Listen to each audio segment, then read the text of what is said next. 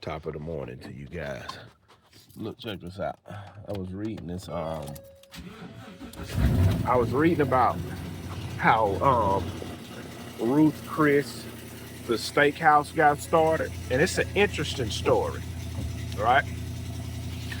Now, the lady that started it, she didn't start it. She bought a steakhouse that was for sale. I believe it was in New Orleans for $18,000. Her name is Ruth Farrell. Ruth Farrell, that's her name. Well, anyway, she was a single mother trying to figure out how she was gonna send her sons to college. And she seen that the steakhouse was for sale. So she went to the bank to get a loan for $18,000. Not only did they give her $18,000, they ended up giving her more money to, buy supplies and buy things she needed for the restaurant. Now, and I already know what some of y'all gonna say. Well, man, that was in the '60s, and she was white. They wasn't giving black guys loans back then, and you're right, they wasn't. But not only did she take nothing and turn it into something, like, why can't you guys do that in 2025? But man, the banks really don't want to give us loans, but that's really not an excuse. I say it when I get time. What I'm gonna do, I'm gonna sit down and I'm gonna make a video of all the people that started businesses truly from nothing and turned it into something. We all know the big stories, but I'm talking about the small guys. I read another story about this, I think it's an Italian guy. I'm gonna have to give y'all his name later on. But he's a guy, he was making, man, I can't remember what year this was. I cannot remember what year, but this was like a long time ago. I want to say like in the 30s or the 40s. Forgive me if my date's wrong. But he was a cheese guy, a dairy guy. He done cheese, sold cheese, mozzarella and things like that. But he only sold to local stores and restaurants. And what ended up happening is places like what ended up happening is nobody found out how to ship, I think it was mozzarella, like ship mozzarella, because you don't have so long, it spoils and it gets bad. Well, he was trying different ways to find out how to freeze it and all this, and he made a mistake. He set the freezer wrong and he froze it wrong by mistake, and he found out, man, this is how you freeze this mozzarella or whatever kind of cheese it was and make it last.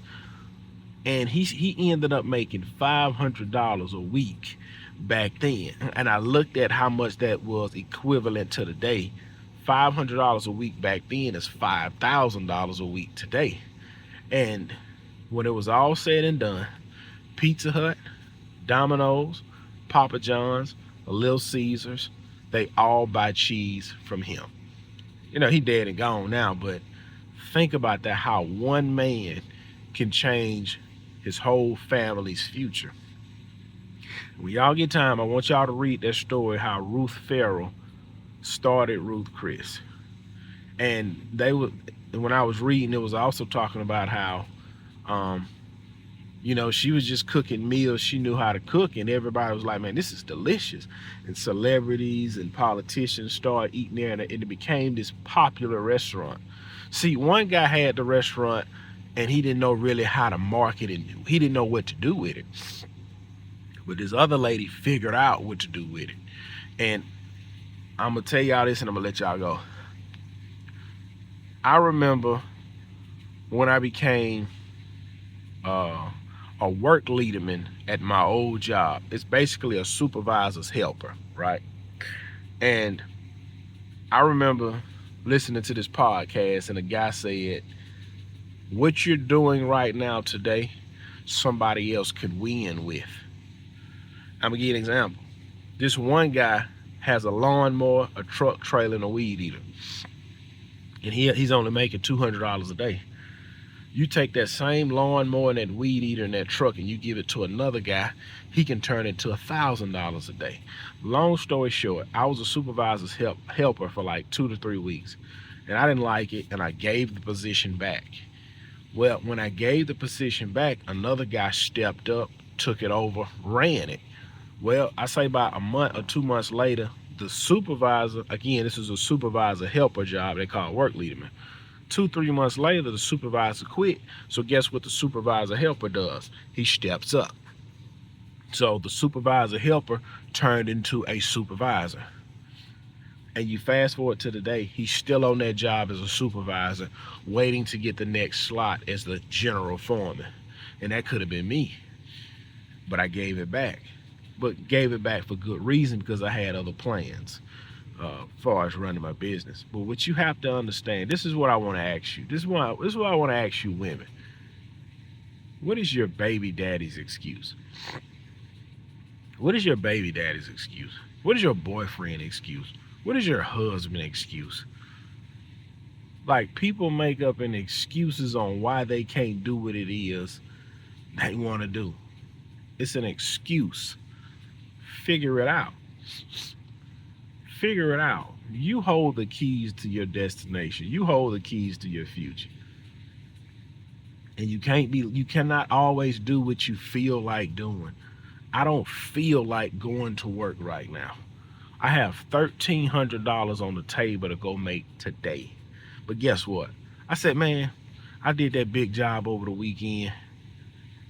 I'm paid. I got paid from that big job. I can take the day off. Why?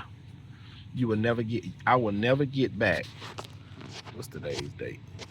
I will never get back September the 22nd. Never.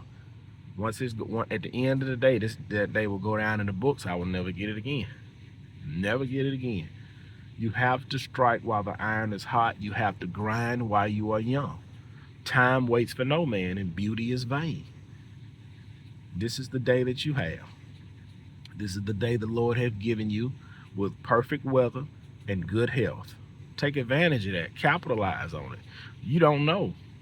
You don't know. You don't know. You know what led me getting to that? You know what led me getting? I'm going to be honest. That job I did over the weekend, that was the biggest job I've ever done. That was the biggest job I ever done. That job I done over the weekend was the biggest job I ever done. And honestly, I never did a job to that magnitude before, but I didn't tell the client I never did that before. I went home, YouTubed it, watched it, and figured it out. When I rented that mini skid steer, when the guy was bringing it around the corner, I said, y'all gonna show me how to operate it? He said, man, you done came and got this thing several times. He said, didn't you get this thing several times before? I said, oh yeah, it's been a while. I ain't want him to be like, oh, you ain't never ran this? Oh, we can't give it to you. The race is not given to the swift, nor the battle to the strong, but time and chance happen to them all. You hold the keys to your future. Why squander it? I'm fixing to hook this lawn trailer up, about to put my children on the bus, and I'm fixing to go make this $1,300. I'm going to do that Monday. I'm going to do that Tuesday. I'm going to do that Wednesday. I'm going to do that Thursday. And then Friday, I'm going to start on my next landscaping job. The race is not given to the swift. I'm fat. I'm not fast. I'm fat. I'm not fast. Nor the battle to the strong. I'm weak. I can't bench press 200 pounds. Time and chance. I have a time and an opportunity today. Happening to them all. Everybody that woke up this morning gets September 22nd, a beautiful day. The healthy get it. The weak get it. The sick get it. Guess what? There will be children born today, and there will be people dying today. You take advantage of today. If you have an excuse, hey, use your excuse. I'm giving it my all today, because this day is the day that the Lord hath made.